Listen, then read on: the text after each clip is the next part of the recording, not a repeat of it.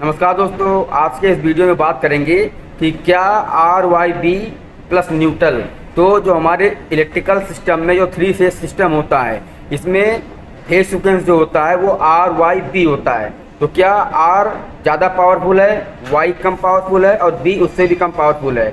वो इसलिए क्योंकि आर पहले नंबर पर आता है, वाई दूसरे नंबर पर और बी तीसरे नंबर पर। तो क्या ऐसा पॉसिबिलिटी बनती है कि आर पहले नंबर पर आ रहा है तो आर की कैपेसिटी स्ट्रेंथ ज़्यादा है वाई और बी के मुकाबले में।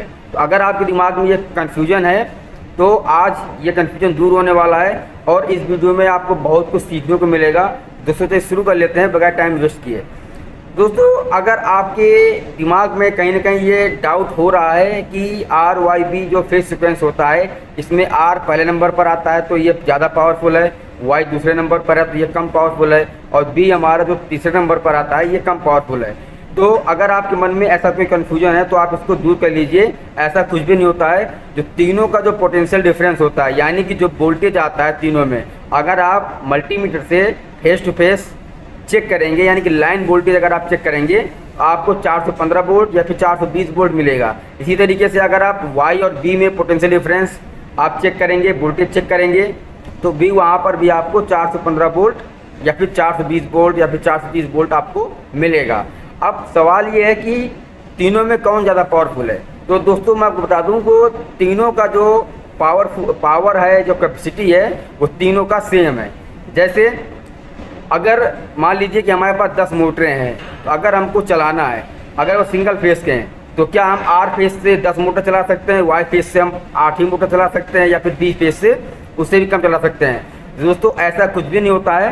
हम तीनों फेसों पर, आर वाई बी तीनों फेसों पर हम बराबर का लोड दे सकते हैं और हमारा मोटर पूरी तरीके से वर्क भी करेगा, कोई भी प्रॉब्लम नहीं आएगा। अगर सिंगल फेस का है, अगर 3 फेस का है, तो अगर कोई भी मोटर 3 फेस का है, तो अगर हम उसमें आर वाई बी तीनों देते हैं तो तीनों का जो मिलकर काम करते हैं, ये नहीं कि आर अपना अलग काम करेगा, वाई अपना अलग काम करेगा और बी अपना अलग काम करेगा।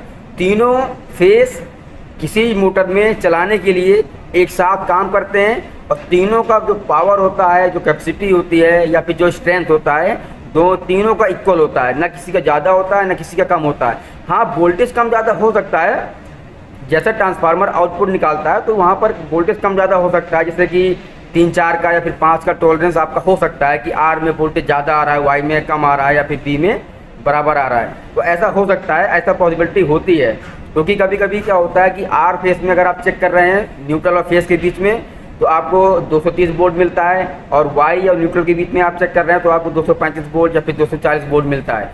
तो ऐसा इन केस ऐसा हो जाता है, लेकिन ऐसा भी नहीं होता है। तीनों में आपको फेस इक्वल मिलेंगे। कभी कभी कुछ ऐसा हो जाता है कि आपका फेस कम ज़्यादा हो जाता है वोल्टेज। लेकिन अगर बात ये कहें कि आर का जो कैपेसिटी है वो ज़्यादा है, तो ऐसा कुछ भी नहीं है। जैसे मान लीजिए कि कोई भी 3 फेस की मोटर है, अब उस 3 फेस में जो हमारा आर वाई बी हमने दे दिया है, अब आर फेस हमारा 10 एम्पीयर ले रहा है, वाई फेस हमारा 8 एम्पीयर ले रहा है और बी फेस हमारा 9 एम्पीयर ले रहा है। तो यहाँ पर क्या हो जाएगा, लोड अनबैलेंस हो जाएगा। ठीक है, क्योंकि आर फेस में 10 एम्पीयर का है, वाई फेस में 8 एम्पीयर का है और बी फेस में 7 एम्पीयर का है या फिर 9 एम्पीयर का है। तो यहाँ पर लोड अनबैलेंस हो गया है। अब दोस्तों सोच रहे होंगे आप कि हम अगर आर फेस में लोड ज़्यादा दे दें, यानी कि आर फेस की जो कैपेसिटी है मान लीजिए कि वो 80% है, तो हमने 80% दे दिया, वाई और बी पर कम है, तो हम वाई और बी पर हम और फेस और एक्स्ट्रा लोड हम डाल सकते हैं। दोस्तों अगर आप ऐसा कर रहे हैं कि आर फेस पर ज़्यादा लोड डाल रहे हैं क्योंकि आर फेस ज़्यादा पावरफुल है, तो ऐसा आप गलत है। अगर आप ऐसा कर रहे हैं तो आपका लोड अनबैलेंस हो जाएगा। अनबैलेंस ऐसे होगा कि मान लीजिए कि आपने सिंगल फेस की कोई मोटर है या फिर सिंगल फेस की कोई मशीन है या फिर 3 फेस का कोई मशीन है, कोई मोटर है, आर फेस में 15 एम्पीयर करंट ले रहा है, वाई फेस में 12 एम्पीयर का, बी फेस में 13 एम्पीयर का करंट ले रहा है। तो यहाँ पर लोड आपका अनबैलेंस हो जाएगा। लोड अनबैलेंस होने से आपका जो जिसमें ज़्यादा लोड होगा, जो ज़्यादा करंट लेगा, क्योंकि जब लोड बढ़ेगा तो करंट भी आपका बढ़ेगा। करंट बढ़ने से केबल हमारा हीट होगा। केबल के जो लग होते हैं वो जलने के चांस हो जाते हैं, केबल जल भी जाते हैं, इसका लग भी जल जाता है। और जिस फेस पर लोड ज़्यादा होगा वो है हमारा फेस गर्म होगा, मोटर भी हमारा गर्म होगा। तो इस कंडीशन में हमारा मोटर भी ख़राब होने के चांस रहते हैं और हमारा जो जिस फेस में लोड ज़्यादा रहेगा उस फेस गर्म भी होगा, हमारे जो केबल हैं उस पर ज़्यादा स्ट्रेस पड़ेगा, स्ट्रेस पड़ने से हमारा केबल हीटअप होगा, केबल ख़राब होने के चांस रहते हैं। तो आप कभी भी इलेक्ट्रिकल सिस्टम में अगर प्रैक्टिकल बात की जाए तो ये थ्योरेटिकल तो पॉसिबिलिटी हो जाती है, हम ऐसा बोल सकते हैं, लेकिन प्रैक्टिकल में हम ऐसा नहीं बोल सकते हैं। प्रैक्टिकल में ऐसा होता भी नहीं है, क्योंकि RYB तीनों फेसों पर लोड सेम रहता है, दोनों का स्ट्रेंथ सेम रहता है, तीनों की कैपेसिटी अच्छी होती है, सेम होती है, न किसी का कम होता है न किसी का ज़्यादा होता है। और इंडस्ट्री में हमेशा लोड को बैलेंस करके चलते हैं, ना कि कम ज़्यादा लेके चलते हैं।